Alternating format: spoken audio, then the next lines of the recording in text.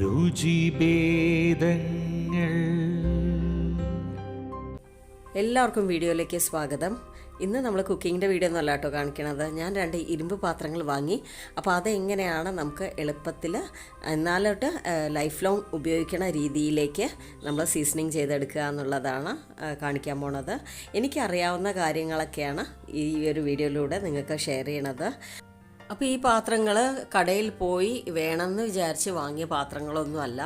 ഇത് വീട്ടിൻ്റെ മുമ്പിൽ തലയിൽ കൊട്ടയിലൊക്കെ വെച്ച് കുറച്ച് ഇരുമ്പ് പാത്രങ്ങളൊക്കെ കൊണ്ടുപോകുന്ന ഒരാളെ കണ്ടിരുന്നു. അപ്പോൾ അവരോട് വീട്ടിൽ വരാൻ പറഞ്ഞിട്ട് അങ്ങനെ ഞങ്ങൾ വാങ്ങിയ പാത്രങ്ങളാണിത്. അപ്പോൾ ഞാൻ ഒന്ന് വാങ്ങിയത് ആപ്പച്ചട്ടിയും പിന്നെ ദോശക്കല്ലും ആണ്. വിൽക്കാൻ വന്ന ആൾ പറഞ്ഞത് അവർ എലവഞ്ചേരിയിൽ നിന്നാണ് ഈ ഒരു ഇരുമ്പ് പാത്രങ്ങളൊക്കെ വാങ്ങിക്കൊണ്ടുവരാറ് എന്ന്. എലവഞ്ചേരിയിലാണത്ര ഈ ഇരുമ്പിൻ്റെ പാത്രങ്ങളൊക്കെ അവർ ഉണ്ടാക്കിയെടുക്കണത്. അപ്പോൾ ഈ ഒരു ഇരുമ്പ് പാത്രം എന്ന് പറഞ്ഞത് ഇത് സാധാരണ ഇരുമ്പാട്ടോ. നമ്മൾ ഹോട്ടൽസിലൊക്കെ ഉപയോഗിച്ച് വരുന്ന കാണാറില്ലേ, വലിയ ചീഞ്ചട്ടി അതുപോലെ ദോശ തവയൊക്കെ അതുപോലത്തെ ഇരുമ്പാണത്. അല്ലാതെ ഇത് കാസ്റ്റ് അയൺ അല്ല. കാസ്റ്റ് അയൺ എന്ന് പറയണത് മോൾഡിൽ ഒഴിച്ചെടുക്കണതാണ്. ഇത് ഇവർ അടിച്ച് പരത്തി ഷേപ്പാക്കി എടുക്കണതാണ്. അപ്പോൾ ഇത് രണ്ടും തമ്മിൽ നല്ല വ്യത്യാസമുണ്ട്. അപ്പോൾ നമ്മുടെ സാധാരണ ഇരുമ്പ് പാത്രങ്ങളൊന്നും അധികം ബുദ്ധിമുട്ടാതെ തന്നെ നമുക്ക് സീസണിങ് ചെയ്തെടുക്കാം. കാസ്റ്റ് അയൺ സീസണിങ് ചെയ്യാനായിട്ട് കുറച്ചുകൂടെ കാര്യങ്ങൾ അധികം ചെയ്യാനുണ്ട്. അപ്പോൾ ഇത് നമുക്ക് പെട്ടെന്ന് തന്നെ സീസണിങ് ചെയ്ത് ഉപയോഗിച്ച് തുടങ്ങാം കേട്ടോ. ഒരു ദിവസമൊക്കെ മതി. അപ്പോൾ നമ്മുടെ പഴയ തലമുറയൊക്കെ ഉപയോഗിച്ച് വന്നിരുന്ന ഇരുമ്പ് പാത്രങ്ങളും മൺപാത്രങ്ങളൊക്കെ തന്നെയാണ് ഏറ്റവും നല്ലത് നമുക്ക് ആഹാരം പാകം ചെയ്ത് കഴിക്കാനായിട്ട് അല്ലേ. അപ്പോൾ ഇരുമ്പ് പാത്രങ്ങളിൽ ആഹാരം പാകം ചെയ്ത് കഴിക്കണതിൻ്റെ ഗുണം ഞാൻ പറയാതെ തന്നെ എല്ലാവർക്കും അറിയാമെന്ന് വിചാരിക്കുന്നു. അനീമിക് ആയിട്ടുള്ളവരും അതുപോലെ തന്നെ അയൺ ഡെഫിഷ്യൻസി കുറഞ്ഞവരൊക്കെ ഈ ഒരു ഇരുമ്പ് പാത്രത്തിൽ പാകം ചെയ്ത് കഴിച്ചു കഴിഞ്ഞാൽ നമുക്ക് അഡീഷണൽ ആയിട്ട് ടാബ്ലറ്റ്സും കാര്യങ്ങളൊന്നും കഴിക്കേണ്ട ആവശ്യം വരില്ല എന്നാണ് ഇപ്പോൾ പറയണത്. അപ്പോൾ ഇനി ഒരുപാട് പറഞ്ഞ് നിങ്ങളെ ബോറടിപ്പിക്കാൻ ഞാൻ ആഗ്രഹിക്കുന്നില്ല. അപ്പോൾ എങ്ങനെയാണ് നമുക്ക് ഇരുമ്പ് പാത്രങ്ങൾ പെട്ടെന്ന് തന്നെ മയക്കിയെടുക്കുക എന്നുള്ളത് നമുക്ക് കാണാം. അപ്പോൾ കോവിഡൊക്കെ ഉള്ള സമയമായതുകൊണ്ട് തന്നെ അമ്മ ഇത് വാങ്ങിയ ഉടനെ തന്നെ വേഗം കഴുകി തുടച്ചു വെച്ചു.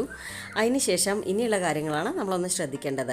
അപ്പോൾ ഇത് നമുക്ക് നന്നായിട്ട് എണ്ണ തേച്ച് വെക്കണം. അതിനായിട്ട് ഞാനിവിടെ നല്ലെണ്ണയാണ് ഉപയോഗിക്കുന്നത്. അപ്പോൾ ആ കൊണ്ടുവന്ന ആളും പറഞ്ഞത് നല്ലെണ്ണയാണ് ഈ വക കാര്യങ്ങൾക്കൊക്കെ ഏറ്റവും നല്ലതെന്ന്.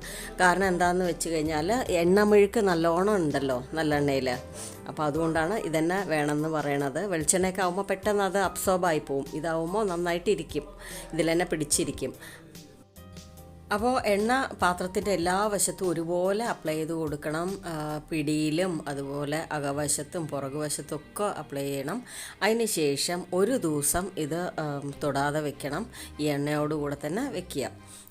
വെച്ച ശേഷമാണ് അടുത്ത ദിവസമാണ് നമ്മളിത് നന്നായിട്ടൊന്ന് കഴുകിയെടുക്കേണ്ടത്. ഇരുമ്പ് പാത്രങ്ങൾ നമ്മൾ പുതുതായി വാങ്ങിയ ശേഷം അത് ശരിയായ രീതിയിൽ മയക്കി എടുത്ത് വെച്ച് കഴിഞ്ഞാൽ നമുക്ക് എപ്പോൾ വേണമെങ്കിലും എടുത്ത് ഉപയോഗിക്കാം. അതുപോലെ തന്നെ നമുക്കത് ലൈഫ് ലോങ് ഉപയോഗിക്കാൻ പറ്റുന്ന കാര്യമാണ്. അടുത്ത ജനറേഷന് പോലും നമുക്കത് കൈമാറാൻ പറ്റണമെന്നാണല്ലേ. അപ്പോൾ അത് അടുത്ത ദിവസമായി ഞാനിത് നന്നായിട്ട് വാഷ് ചെയ്തെടുക്കാൻ പോവുകയാണ്. ആദ്യം ഒന്ന് വെള്ളം കൊണ്ട് നനച്ച ശേഷം നമ്മൾ ഏത് ലിക്വിഡ് സോപ്പോ അതോ ബാറോ ഏതാ കയ്യിലുള്ളതെന്ന് വെച്ച് കഴിഞ്ഞാൽ നന്നായിട്ട് ഉരച്ച് കഴുകണം. ഇപ്പോൾ ഇത്ര പ്രാവശ്യം ഉരച്ച് കഴുകണം എന്നൊന്നും നമുക്ക് പറയാൻ കറക്റ്റായിട്ട് പറ്റില്ല. നമ്മുടെ ഈ ഒരു പാത്രത്തിലുള്ള കരി പോണയിടം വരെ നമുക്ക് നന്നായിട്ട് വൃത്തിയായിട്ട് കഴുകിയെടുക്കണം കേട്ടോ. അപ്പോൾ ഞാനിവിടെ എടുക്കുന്ന സ്റ്റീൽ സ്ക്രബ്ബറാണ്. ഇതാണ് ഏറ്റവും നല്ലത് കേട്ടോ, നന്നായിട്ട് ഉരച്ച് കഴുകാനും കരി പോകാനും ഒക്കെ. അപ്പോൾ ഈ ഒരു വാഷിംഗ് സോപ്പിനോടൊപ്പം തന്നെ നിങ്ങൾക്ക് വേണമെങ്കിൽ കല്ലുപ്പോ അല്ലെങ്കിൽ പൊടിയുപ്പോ ചേർക്കാം കേട്ടോ. അത് ചേർത്ത് നന്നായിട്ട് ഉരച്ച് കഴുകുക. അപ്പോൾ പെട്ടെന്ന് കരിയൊക്കെ പോവും. അപ്പോൾ ഈ ഒരു ഇരുമ്പ് പാത്രത്തിൽ അത്രയ്ക്ക് കരി ഉണ്ടായിരുന്നില്ല. എന്നാലും എൻ്റെ ഒരു തൃപ്തിക്ക് വേണ്ടി ഞാൻ 3-4 പ്രാവശ്യം കഴുകി കേട്ടോ. അങ്ങനെ നമ്മൾ കറക്റ്റായിട്ട് ആദ്യം തന്നെ വൃത്തിയായി കഴുകി എടുത്തു കഴിഞ്ഞാൽ പിന്നെ നല്ല നീറ്റായിട്ടുണ്ടാവും ഉപയോഗിക്കാനായിട്ട്. അപ്പോൾ ഇനി എന്താ നമ്മൾ ചെയ്യേണ്ടതെന്ന് വെച്ച് കഴിഞ്ഞാൽ ഈ പാത്രം കഴുകിയെടുത്ത ശേഷം നന്നായിട്ട് ഡ്രൈ ആയിട്ടുള്ള ഒരു തുണി കൊണ്ട് തുടച്ചെടുത്ത ശേഷം ഞാൻ ഈ സ്റ്റൗ ടോപ്പിലേക്ക് വെക്കുകയാണ്. അതിന് ശേഷം കുറച്ച് എണ്ണ ഒഴിച്ചു കൊടുത്തിട്ട് എല്ലാ വശത്തും നന്നായിട്ട് സ്പ്രെഡ് ചെയ്ത് കൊടുക്കുക. അതിന് ശേഷം കുറച്ച് പൊടിയായി അരിഞ്ഞ സവാള ഈ ദോശക്കല്ലിൽ ഇട്ട് കൊടുക്കുകയാണ്. ഇട്ട് കൊടുത്ത ശേഷം എല്ലായിടത്തും നന്നായിട്ട് സ്പ്രെഡ് ചെയ്ത പോലെ നമുക്കൊന്ന് വഴറ്റിയെടുക്കണം. ഈ സവാള നമ്മൾ ഉപയോഗിക്കാൻ പോകണില്ല കേട്ടോ. അപ്പോൾ അത് മാക്സിമം അത് നന്നായിട്ട് ഒന്ന് നന്നായിട്ട് മൊരിഞ്ഞ് വരണ വരെ തന്നെ ഈ ദോശക്കല്ലിട്ടിട്ട് നന്നായിട്ട് ഫ്രൈ ചെയ്തെടുക്കണം. പിന്നെ ഈ ഒരു കാര്യം ചെയ്യണ സമയത്ത് ലോ ഫ്ലെയിമിലിട്ടിട്ട് വേണം ചെയ്യാനായിട്ട്. ഹൈ ഫ്ലെയിമിലിട്ടിട്ട് ചെയ്ത് കഴിഞ്ഞാൽ അത് കറക്റ്റായിട്ട് വരില്ല. ലോ ഫ്ലെയിമിലിട്ടിട്ട് കുറച്ച് സാവകാശത്തിൽ സമയമെടുത്ത് വേണം ഇത് ചെയ്യാനായിട്ട്. അപ്പോൾ ഇനി ഈ ദോശക്കല്ലിൽ നിന്ന് ഈ സവാള മൊരിഞ്ഞത് എടുത്ത് മാറ്റുകയാണ്. മാറ്റിയ ശേഷം വൃത്തിയായിട്ട് ഒരു തുണി കൊണ്ടോ ടിഷ്യൂ കൊണ്ടോ നന്നായിട്ട് തുടച്ചെടുക്കുക. അപ്പോൾ എല്ലാ വശത്തും വൃത്തിയായിട്ട് തുടച്ച് കഴിഞ്ഞ് എടുത്ത് നോക്കിക്കഴിഞ്ഞാൽ കാണാൻ പറ്റും ഇതിൽ കരിയൊന്നുമില്ല. അപ്പോൾ ഇനി എന്താ ചെയ്യേണ്ടതെന്ന് വെച്ച് കഴിഞ്ഞാൽ നമുക്ക് ആദ്യം ഒരു ദോശ ചുട്ടെടുക്കണം.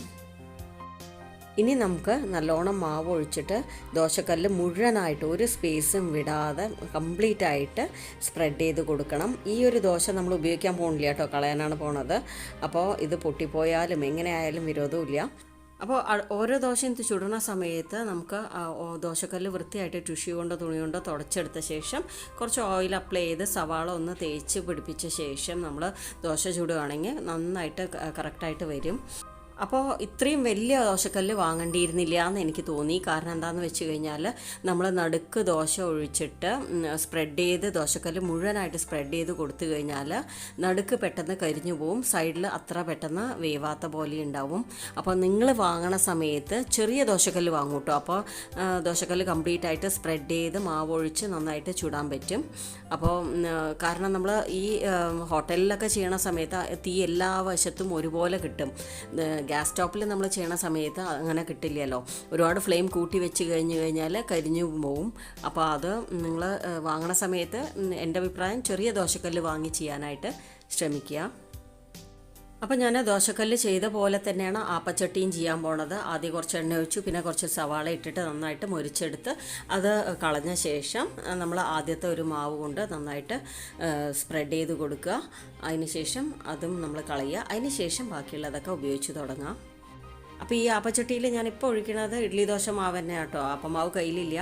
അപ്പോൾ പക്ഷേ നമുക്ക് ഏതെങ്കിലും ഒരു മാവ് എടുത്ത് ഇങ്ങനെ ചെയ്ത് നോക്കിയാലും മതി. അപ്പോൾ എനിക്ക് ഈ ദോശക്കല്ലിലും ആപ്പച്ചട്ടിയിലും നന്നായിട്ട് ഇഷ്ടമായത് ആപ്പച്ചട്ടി തന്നെയാണ്. ആപ്പച്ചട്ടി ദോശക്കല്ലിനെക്കാട്ടിലും നല്ല വെയിറ്റ് ഉണ്ട്. പറയാൻ അത് ചെറുതാണെങ്കിൽ പോലും നല്ല വെയിറ്റ് ഉണ്ട് കേട്ടോ. അപ്പോൾ എപ്പോഴും നമ്മൾ സാധാരണ ഇരുമ്പ് പാത്രങ്ങൾ വാങ്ങുമ്പോൾ നല്ല വെയിറ്റ് ആയിട്ടുള്ള പാത്രങ്ങൾ വാങ്ങാനായിട്ട് ശ്രദ്ധിക്കുക. ദോശക്കല്ല് അത്ര വെയിറ്റ് ഇല്ല. അതുമാത്രമല്ല, ഞാൻ നേരത്തെ പറഞ്ഞ പോലെ തന്നെ അത് നടുക്ക് പെട്ടെന്ന് കരിയാനുള്ള ചാൻസ് ഉണ്ട്. അപ്പോൾ തീ കുറച്ചിട്ട് വേണം നമ്മൾ ഓരോന്നായിട്ട് ചുട്ടെടുക്കാനായിട്ട്. അപ്പോൾ ആപ്പച്ചട്ടി നന്നായിട്ടുണ്ട്, നമുക്ക് നന്നായിട്ട് ഉപയോഗിക്കാൻ പറ്റുന്നുണ്ട്. അപ്പോൾ ഇത് ഞാൻ വീഡിയോ എടുത്തു കഴിഞ്ഞ് കുറേ നാൾക്ക് ശേഷമാണ് ഇപ്പോൾ ഞാൻ പറയണ കേട്ടോ വോയിസ് ഓവർ കൊടുക്കുന്നത്. അപ്പോൾ ഇരുമ്പ് പാത്രങ്ങൾ എപ്പോഴും നമ്മൾ ഉപയോഗിക്കും തോറും കൂടുതൽ മയപ്പെട്ട് വരും. അപ്പോൾ ഉപയോഗിക്കാനും നല്ല എളുപ്പമായിക്കൊണ്ടിരിക്കും. ആദ്യം കുറച്ച് ബുദ്ധിമുട്ടിയാലും നമ്മളിങ്ങനെ ആയല്ലോ എന്ന് പറഞ്ഞ് മാറ്റി വയ്ക്കാതെ വീണ്ടും അതിൽ തന്നെ ചെയ്യാനായിട്ട് ശ്രമിക്കുക. അപ്പോൾ എപ്പോഴും ദോശയൊക്കെ ചുടുന്നതിന് മുമ്പായിട്ട് ഇത്തിരി എണ്ണ ദോശക്കല്ലിൽ ഒഴിച്ചിട്ട് പിന്നെ സവാള കൊണ്ട് നന്നായിട്ട് ഇതുപോലെ തേച്ച് പിടിപ്പിച്ചിട്ട് ദോശ ചുടുകയാണെങ്കിൽ നന്നായിട്ട് കിട്ടും. അപ്പോൾ ഞാൻ ഇപ്പോൾ ഉണ്ടാക്കുന്നത് ഉലുവ ദോശ കേട്ടോ. അതൊക്കെ നന്നായിട്ട് തന്നെ കിട്ടും. നമ്മൾ അരിയുന്ന ദോശ മാത്രമല്ലല്ലോ ഉണ്ടാക്കുക, പല ദോശകളും ഉണ്ടാക്കുമല്ലോ. അപ്പോൾ അതൊക്കെ ഈ ഒരു ഇരുമ്പ് ദോശക്കല്ല് ചെയ്തെടുത്ത് കഴിക്കുകയാണെങ്കിൽ അത്രയും നല്ലതാണ്. പിന്നെ അടുത്തത് ഇമ്പോർട്ടൻ്റ് ആയിട്ടുള്ളൊരു ടിപ്പാണ്. എന്താണെന്ന് വെച്ച് കഴിഞ്ഞാൽ നമ്മൾ ഓരോ പ്രാവശ്യവും ഉപയോഗിച്ച് കഴിഞ്ഞാൽ നന്നായിട്ട് ആറിയ ശേഷം വൃത്തിയായിട്ട് കഴുകിയ ശേഷം നല്ല ഡ്രൈ ആയിട്ടുള്ള തുണി കൊണ്ട് തുടച്ച് വെക്കുക. അല്ലെങ്കിൽ സ്റ്റൗ ടോപ്പിൽ തന്നെ വെച്ചിട്ട് നന്നായിട്ട് അതിൻ്റെ വെള്ളമൊക്കെ വറ്റിച്ചെടുത്ത് കഴിഞ്ഞിട്ട് നല്ല എണ്ണ വീണ്ടും നന്നായിട്ട് തടവി വെക്കുകയോ ചെയ്യണം. അപ്പോൾ ഓരോ പ്രാവശ്യവും നമ്മൾ ഇങ്ങനെ ചെയ്തുകൊണ്ട് വന്നു കഴിഞ്ഞാൽ നല്ല പെർഫെക്റ്റ് ആയിട്ട് തന്നെ ഉണ്ടാവും. അപ്പോൾ ഒരു കാര്യം ശ്രദ്ധിച്ചാൽ മതി, ഇരുമ്പ് പാത്രങ്ങളിൽ വെള്ളത്തിൻ്റെ ഒരംശം പോലും ഉണ്ടാവാൻ പാടില്ല. അങ്ങനെ ഉണ്ടെങ്കിൽ ഉറപ്പായിട്ട് തുരുമ്പ് പിടിക്കും. അപ്പോൾ എല്ലാവർക്കും ഈ ഒരു വീഡിയോ ഉപയോഗമാവുമെന്ന് വിചാരിക്കണു. നിങ്ങൾക്ക് വീഡിയോ ഇഷ്ടമായിട്ടുണ്ടെങ്കിൽ ഒന്ന് ലൈക്ക് ചെയ്യുക, ഷെയർ ചെയ്യുക. അതുപോലെ തന്നെ സബ്സ്ക്രൈബ് ചെയ്യാത്തവരൊന്ന് സബ്സ്ക്രൈബ് ചെയ്യണേ. Thanks for watching.